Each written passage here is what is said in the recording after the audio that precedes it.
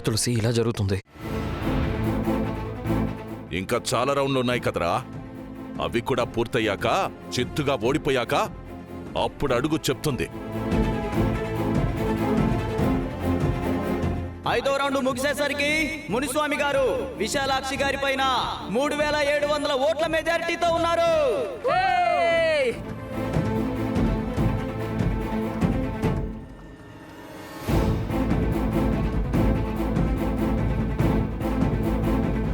తప్పు చేసావమ్మా. ఎందుకు పనికిరాని నన్ను నిలబెట్టి నాకు సపోర్ట్ చేసి చాలా పెద్ద తప్పు చేసావు తులసి. అత్తయ్య, మీరలా ఏం దిగులు పడకండి. దేవుడు ఎప్పుడూ న్యాయం వైపే ఉంటాడు. మనం గెలుస్తామన్న నమ్మకం నాకుంది అత్తయ్య.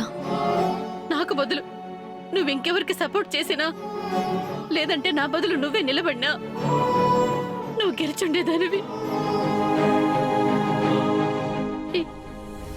ఇప్పుడు చూడమ్మా ఏమైందో. అమ్మా, నువ్వేం టెన్షన్ పడకమ్మా. తులసి చెప్తుంది కదా, నాకు నమ్మకం ఉందమ్మా మనం గెలుస్తామని. ఒరే సిద్ధు, నేను ఓడిపోతున్నందుకు నాకేం బాధ లేదురా. కానీ ఇప్పుడు నా వల్ల తులసికి నీకు దూరం పెరిగిపోతుంది. మన ఇంటికి తులసి దూరం అయిపోవాల్సి వస్తుంది. అది తలుచుకుంటేనే నాకు గుండాగిపోయినంత పని అవుతోంది. ఏడుపు ఆగట్లేదు. అమ్మ తులసి, దయచేసి నన్ను క్షమించమ్మా. అత్తయ్య, ఏం కాదు, మీరలా ఏడవకండి. మా గెలుపు కన్ఫర్మ్ అయిపోయినట్టే. ఇక ఏడుపే మీ అందరికి.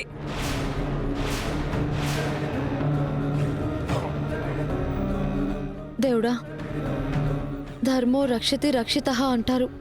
ఆ ధర్మం వైపు నిలబడ్డ మా అత్తయ్యని గెలిపించాల్సింది ఇక నువ్వే తండ్రి. నియోజకవర్గం ఓట్ల కౌంటింగ్ పూర్తయింది.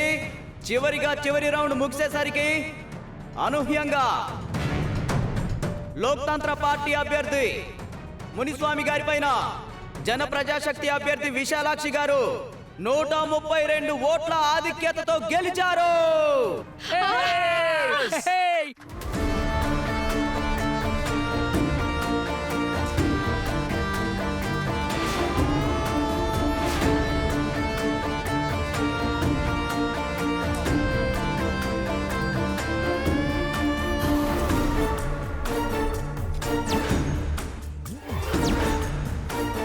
అత్తయ్య, ఎమ్మెల్యే విశాలాక్షి గారు జిందాబాద్. ఎమ్మెల్యే విశాలాక్షి గారు జిందాబాద్. అది తులసి, అమ్మా, నువ్వు గెలిచావమ్మా. కంగ్రాట్స్ అమ్మా.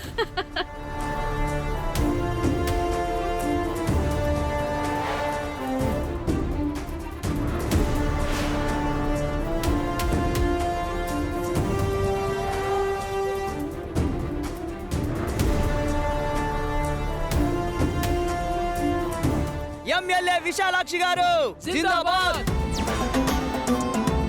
రేయ్, టపాసులు కాల్చడం ఎలాగో ఇప్పుడు నేను కాల్చి చూపిస్తాను.